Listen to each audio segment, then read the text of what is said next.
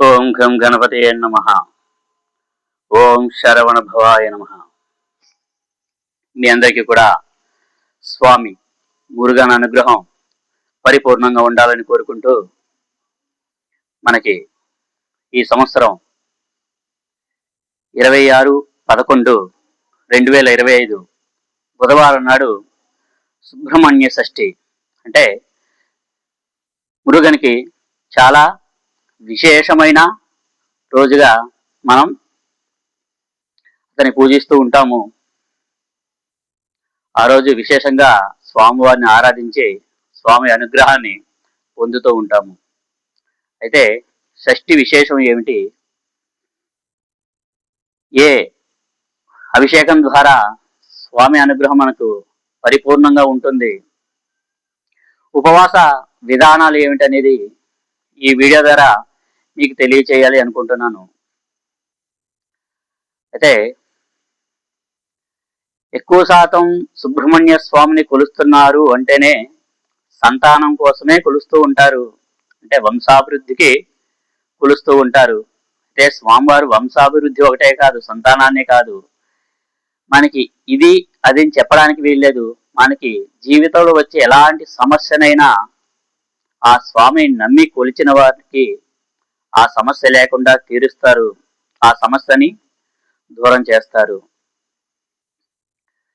అయితే ఎక్కువ శాతం చెప్పుకునేది మాత్రం సంతానం కోసమే. కాబట్టి చాలా మంది ఈ కాలంలో, ఆధునిక కాలంలో మన తినే తిండి వల్ల అవ్వచ్చు, మన జీవన విధానం అవ్వచ్చు, చాలా మందికి సంతానం కలిగే అవకాశం చాలా తక్కువగా ఉంటుంది.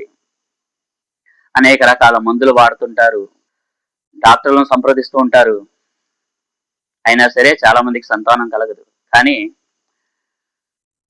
భగవంతుడి అనుగ్రహం ఉంటే ఖచ్చితంగా మనకి ఎలాంటి అనారోగ్య సమస్యలు ఉన్నా సరే, లేదా మన పూర్వజన్మ పాపాల చేత, అంటే సంతానం కలగకుండా మనం పూర్వజన్మలో చేసుకున్న పాపాలు అడ్డుపడుతూ ఉంటాయి. అది వైద్య శాస్త్రానికి దొరక్కపోవచ్చు, ఎన్నో మందులు వాడతాము, చేస్తుంటాము, ఎన్నో ప్రయత్నాలు చేసినా సంతానం కలగదు. కానీ ఎప్పుడైతే సుబ్రహ్మణ్య స్వామిని మనస్ఫూర్తిగా నమ్మి కొలుస్తారో, ఎలాంటి దోషాలున్నా తొలగిపోయి వాళ్ళకి మంచి సంతానం కలుగుతుంది. అయితే ఈ షష్ఠి ఉపవాసాన్ని ఎలా తీసుకోవాలి, ఎలా చేయాలి అంటే, ఉపవాసం అంటే ముందుగా చాలా మంది కడుపు మార్చుకోవడం, తినడం మానేయడం అనుకుంటారు. అది ఎంత మాత్రము నిజం కాదు.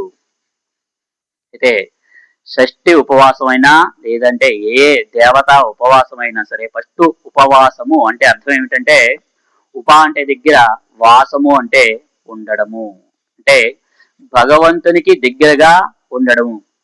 అంటే భగవంతుని దగ్గరగా ఉండడం అంటే ఏంటంటే దేవుడి గదిలో కూర్చోవడమో, లేక దేవుడి చిత్రపటాన్ని పట్టుకొని కూర్చోవడమో కాదు, మనసుకు దగ్గరగా ఉండడం.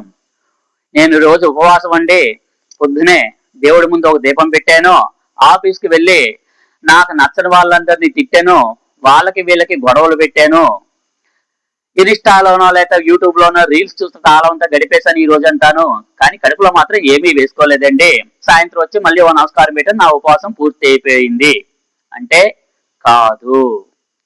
ఉపవాసం ఉన్న రోజు ఖచ్చితంగా ఫస్ట్ ముందుగా మనం చేయవలసిన పని ఏమిటంటే, తలస్నానం ఎలాగో చేస్తాము, చేసిన తర్వాత భగవంతుడి ఆరాధన చేయాలి. ఏ దేవతామూర్తికి అయితే మనం ఉపవాసం చేస్తున్నామో. అయితే ప్రత్యేకించి ఇప్పుడు షష్ఠి కోసం మన ఉపవాసం కాబట్టి ఉదయం లేవగానే తలస్నానం చేసి ఆ స్వామి మురుగన్ ముందు ఒక దీపాన్ని పెట్టి నమస్కారం చేసుకోవాలి. మనం డైలీ వేజ్ రోజు ఎలా దీపం పెట్టుకుంటామో భగవంతుడికి మన ఇంట్లో ఉన్న దీపాలు ఎన్ని పెడతామో అది కాకుండా స్వామివారికి ప్రత్యేకించి ఒక దీపాన్ని పెట్టాలి. వీలైనంత వరకు మౌనాన్ని పాటించాలి. మౌనాన్ని పాటించాలి, అసలు మాట్లాడొద్దని కాదు, అవసరమైతే తప్ప మాట్లాడవద్దు. ఎందుకంటే ఎక్కువ మాట్లాడినప్పుడు అనవసరమైన విషయాల వల్ల గొడవలు వచ్చే అవకాశం ఉంటుంది, ఇంకోళ్ళ మీద మనకి కోపం వచ్చే అవకాశం ఉంటుంది, ఇంకా మనసులో అదే ఉంటుంది, ఇంకా భక్తి అనేది ఉండదు. మౌనంగా ఉంటూ ఆ రోజంతా కూడా స్వామివారి నామాన్ని జపిస్తూ ఉండడం చాలా ఉత్తమమైన పద్ధతి. అయితే ఉపవాసం ఇప్పుడు కూడాను మన ఆరోగ్య పరిస్థితిని బట్టి ఉంటుంది. నేను రోజంతా తినకుండా ఉండగలనండి అనుకుంటే వాళ్ళు ఉదయం నుంచి సాయంత్రం వరకు ఏమీ తీసుకోకుండా ఉండి సాయంత్రం స్వామివారికి ఏదైనా నివేదన చేసి దాన్ని ప్రసాదంగా తీసుకోవచ్చు, భోజనం చెయ్యొచ్చు. లేదంటే మేము ఉండలేమో, మా ఆరోగ్యం సహకరించదంటే పళ్ళు పాలు తీసుకొని ఉండవచ్చు. లేదంటే అస్సలు కుదరదంటే మధ్యాహ్నం కొంచెం అల్పాహారంగా ఏవైనా తీసుకోవచ్చు. ఏదైనప్పటికీ మనం మనసులో మాత్రం భగవంతుని ప్రార్థిస్తూనే ఉండాలి. వేరే ఆలోచనలు చేయకుండా ఉండడమే ఉపవాసము. భగవంతుని ఆరాధన అంటే మనసులో ఆరాధన, నామస్మరణే ఉపవాసము తప్పితే మనం కడుపు మార్చుకోవడం ఉపవాసం అయితే కాదు. కాబట్టి మన ఆఫీస్కి వెళ్ళొచ్చు, మన వ్యాపార రీత్యా బయటికి వెళ్ళొచ్చు, లేదా ఏదైనా పని మీద బయటికి వెళ్ళొచ్చు. కానీ మనసులో ఉండవలసింది ఆ స్వామివారి నామస్మరణ మాత్రమే జరుగుతుండాలి.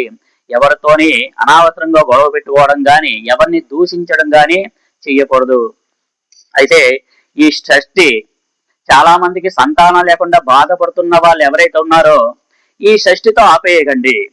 మనకి సంవత్సరానికి నెలకి 2 షష్ఠులు చొప్పున, అంటే పౌర్ణమికి ముందు వచ్చే షష్ఠి ఒకటి, అమావాస్యకు ముందు వచ్చే షష్ఠి ఒకటి, మనకి నెలకు 2 షష్ఠులు, 12 నెలలకు కలిపి 24 షష్ఠులు వస్తుంటాయి.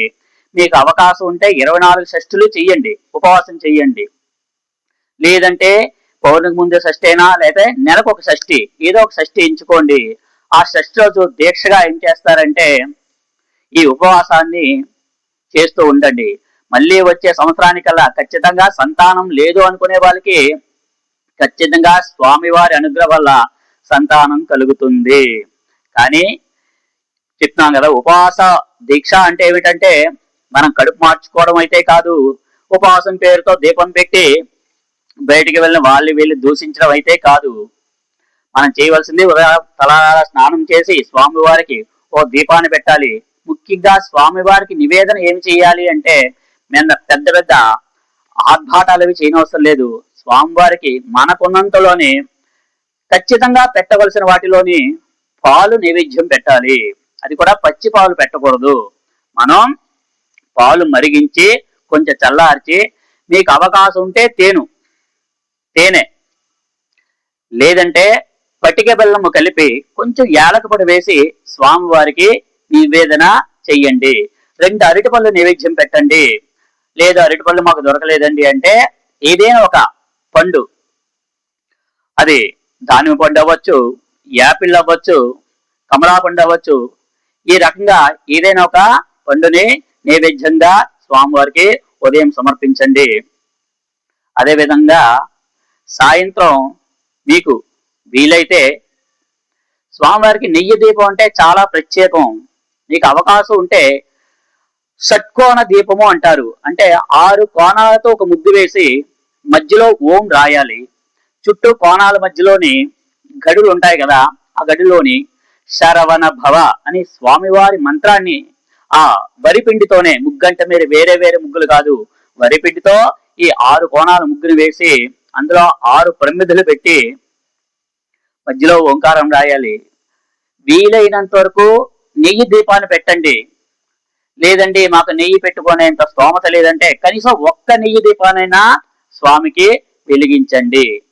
సాయంత్రం మీకు ఏది అనుకోకుంటే ఆ ప్రసాదం చేయడమో, అంటే ఒక చక్కెర పొంగలు చేయడమో, లేదా వేరే ప్రసాదం చేయడమో, లేదా మహానివేదన చేసి మీకు ఓపిక ఉందనుకోండి, పప్పు అన్నం ఉండి స్వామివారికి మహానివేదన చేసి ఆ ప్రసాద నైవేద్యాన్ని స్వామివారికి సమర్పించి అది మీరు ఆహారంగా రాత్రి స్వామివారి ప్రసాదంగా స్వీకరించండి. ప్రసాదము అంటే మనం వండుకునేది మామూలుగా భోజనం అవుతుంది. ఎప్పుడైతే భగవంతుని ముందు పెడుతున్నామో అది ప్రసాదము అవుతుంది. అంటే భగవత్ అనుగ్రహం ప్రసరిస్తుంది కాబట్టి అది ప్రసాదము. మీ ఏ కోరిక అయితే కోరుకొని స్వామివారికి నివేదన చేస్తున్నారు, ఉదయించి ఉపవాసం చేస్తున్నారు, ఆ కోరిక తీరడానికి భగవంతుడు ఆ ప్రసాదం మీద, అంటే మీరు ఏదైతే పెట్టిన పదార్థాలు ఉన్నాయో వాటి మీద దృష్టి ప్రసారం చేస్తారు. దానివల్ల ప్రసాదం అవుతుంది, మన కోరిక అనేది తీరుతుంది. అయితే ప్రత్యేకించి ఎవరైతే సంతానం కోసం ఈ ఉపవాస దీక్ష చేస్తున్నారో వాళ్ళు మాత్రం ఖచ్చితంగా ఈ స్వామివారికి ఉదయం నైవేద్యం పెట్టిన ఈ పాలు పళ్ళు ఏవైతే ఉన్నాయో వేరే వాళ్ళకి ఇవ్వకండి. ఆ పాలు మీ భార్యాభర్తలు ఎవరైతే ఉన్నారో మీరు స్వీకరించండి. ఆ పళ్ళు కూడా మీరే స్వీకరించండి. లేదంటే మేము వేరే కోరికలతో మామూలుగా స్వామివారి మీద భక్తితో చేస్తున్నాం అంటే మీరు ప్రసాదం ఎవరికైనా పంచొచ్చు, ఇంట్లో పిల్లలకి ఇవ్వచ్చు.